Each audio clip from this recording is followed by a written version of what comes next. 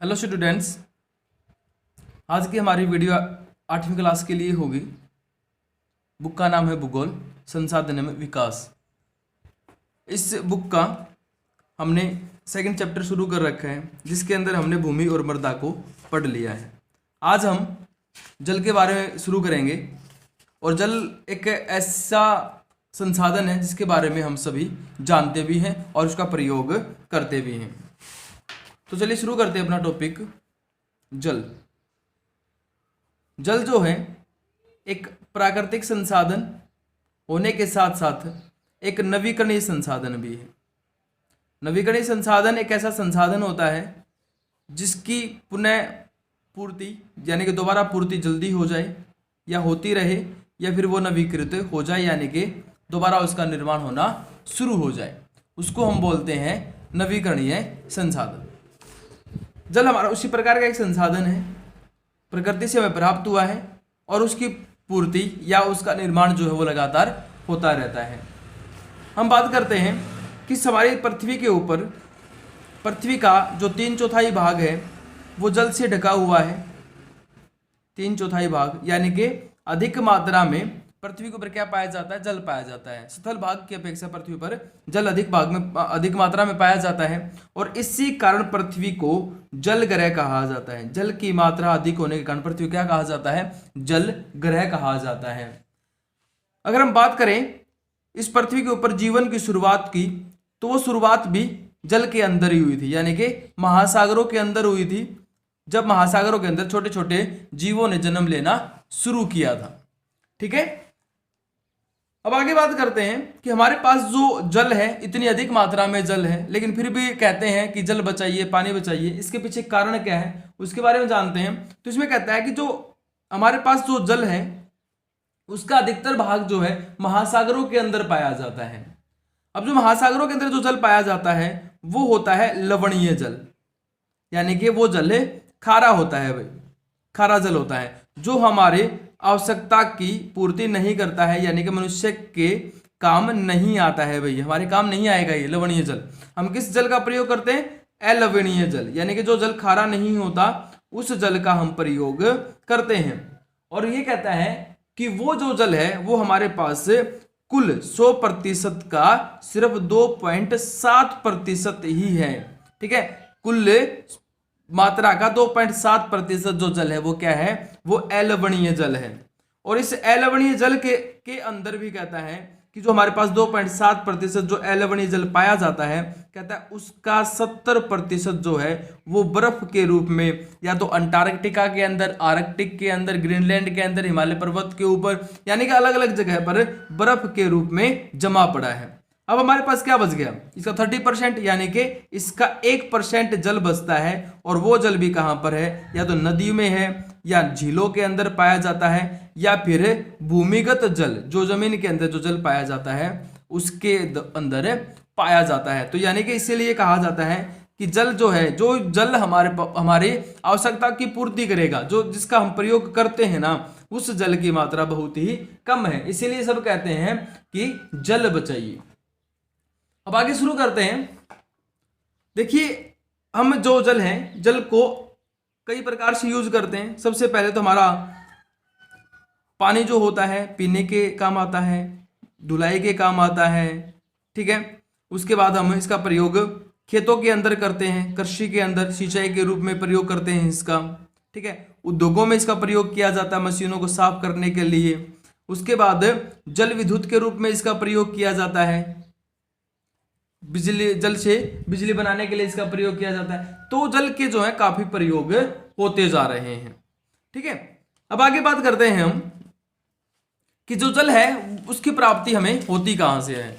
तो हमारे पास अगर देखा जाए तो जो जल है उसका मुख्य स्रोत है बारिश में। ठीक है, जल का मुख्य स्रोत क्या है हमारे पास? बारिश है।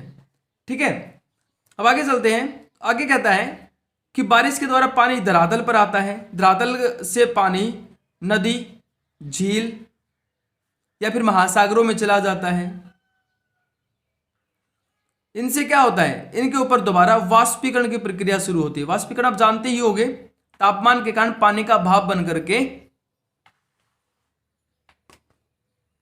वाष्पीकरण का मतलब होता है पानी का भाप बन करके ऊपर चला जाना, यानी कि वाष्प बन करके ऊपर चला जाना, जिसको हम क्या बोलते हैं, जलवाष्प। जलवाष्प के रूप में पानी कहाँ जाएगा, पानी जाएगा वायुमंडल में, और जब पानी वायुमंडल में चला जाएगा तो उसके ऊपर तो उसका टेम्परेचर कम हो जाएगा, जिससे क्या होता है, जिससे संघनन की प्रक्रिया होती है, और संघनन की प्रक्रिया के बाद फिर बारिश होती है। ठीक है, बारिश होने के बाद वो पानी फिर वापस धरातल पर आता है, और धरातल पर आने के बाद वो वापस नदी, झील और महासागरों के अंदर चला जाता है। तो ये क्या है, ये बन गया अपना एक चक्कर बन गया, जिसको हम क्या बोलेंगे, जिसको हम जल चक्कर बोलेंगे।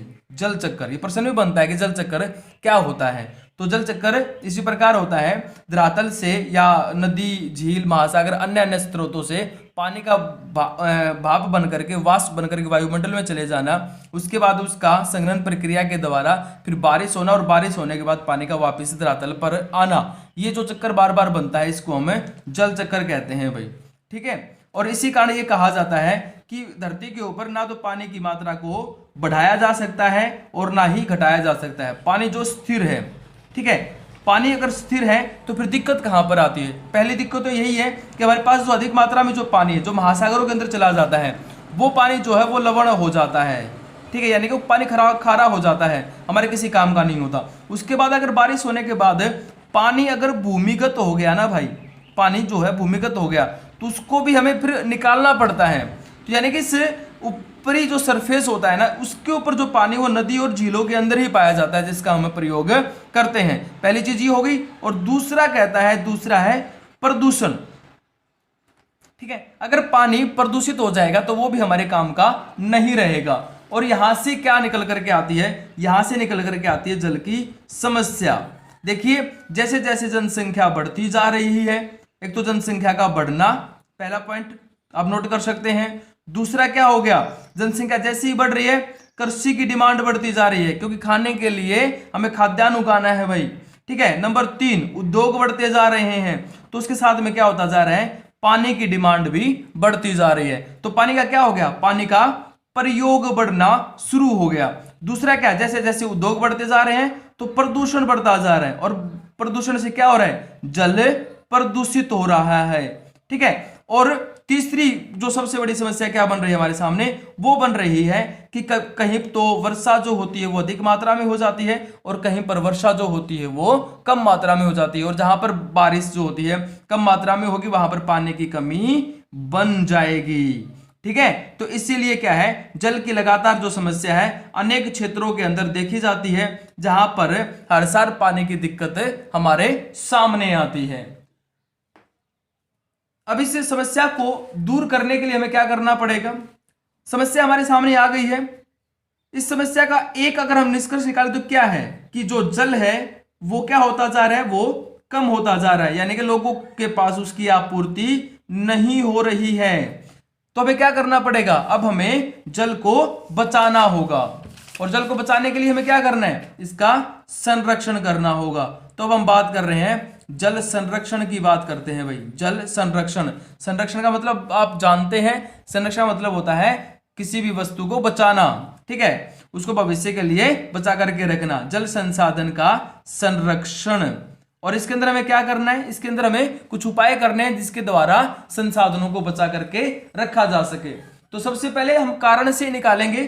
कारण क्या है कि जल जो है वो प्रदूषित हो रहा है, इनके द्वारा प्रदूषित हो रहा है, उद्योगों के द्वारा प्रदूषित हो रहा है। ठीक है, हमारे कृषि के अंदर प्रयोग होने वाले जो कीटनाशक है ना भाई, उन कीटनाशकों का पानी जो होता है, यानी कि मान लो बारिश आ गई तो उसका पानी जो होता है, कीटनाशक का पानी उसके अंदर मिल करके नदियों के अंदर मिल जाता है, जिससे पानी क्या होता है, जिससे पानी प्रदूषित हो जाता है।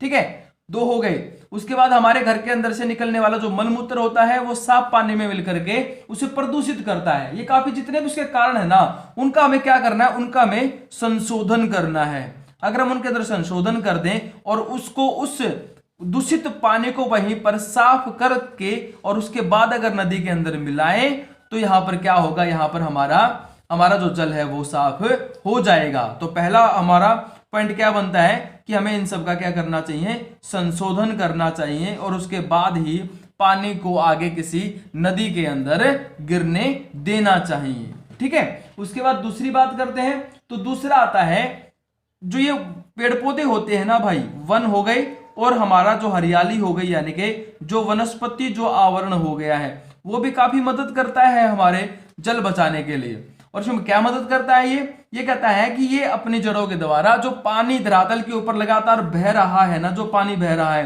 कहता है उसको रोकता है और उसको अपनी जड़ों के माध्यम से भूमिगत जल में तब्दील कर देता है। तो इसीलिए हमें क्या करना चाहिए, पेड़ लगाने चाहिए और हरियाली चारों तरफ रखनी चाहिए, वनस्पति आवरण होना चाहिए। उसके बाद आगे आता है नंबर 3, और नंबर 3 में हम लिखेंगे जल का कम से कम प्रयोग।